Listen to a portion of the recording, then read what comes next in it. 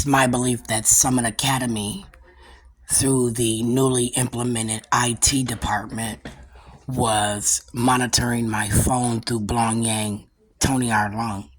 I said that when Tony R. Long and Atlee Riley got me into the chambers and asked me about my education claims, that's when Tony R. Long began to target me and Keenan. I believe Tony R. Long had been targeting me and Keenan since 2005.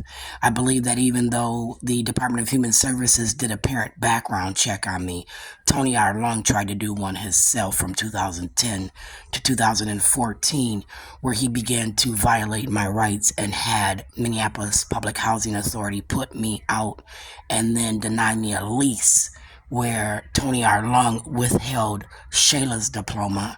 Then he began to abuse my son, Michael Jr., where the police was used as hands for the IEP that Kim Allison created under 2010 to 2014, where a secondary application had been filed. And the Social Security office kept telling me to drop the second application. And I kept telling the Social Security office I didn't have a second application. I had one that I filed when I was fired from Express Scripts, where I fought them for unemployment, which I got. I fought them for my name because I was in a car accident. I had taken half the day off. I filled out a fucking slip to take half the day off because my children did not have a house key and I needed to pick them up because they couldn't be outside. So I took the day off early and I was in a car accident. I was also fired one day prior to my benefits kicking in at Express Scripts. I had been working at Express Scripts for 1 year, but the ideology was that 6 months was through TEMP's, Kelly Services, and then the other was through the company because I was hired by the company. And when I was hired by the company, that's when my benefit clock started with the company. And I was fired 1 day before benefits kicked in by a Kelty Rome, who was a fiance, I heard, for the CEO of the company, or the company was owned by her fiance. It was a toss-up, but it was the company rumor that Kelty was very prejudiced.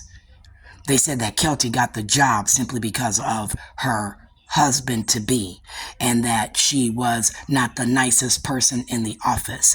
My supervisor at that time said I no longer had to deal with Kelty Rome. See, they said we could go on the internet on our downtime, we could go on our private internet, and then when certain people were getting roped into emails, as group emails were being sent out amongst friends from training, some of the people didn't like the emails that was going around and was complaining. They didn't ask us to take us off the email list. They just complained about the emails we were sending one specific person. This one specific person that was complaining for everybody also filed a complaint on my behalf. Remember, she filed a complaint on my behalf and said I was being sexually abused by a guy named Peter. Peter sat by the bathroom. Peter said that every time somebody went to the bathroom, it smelled really bad.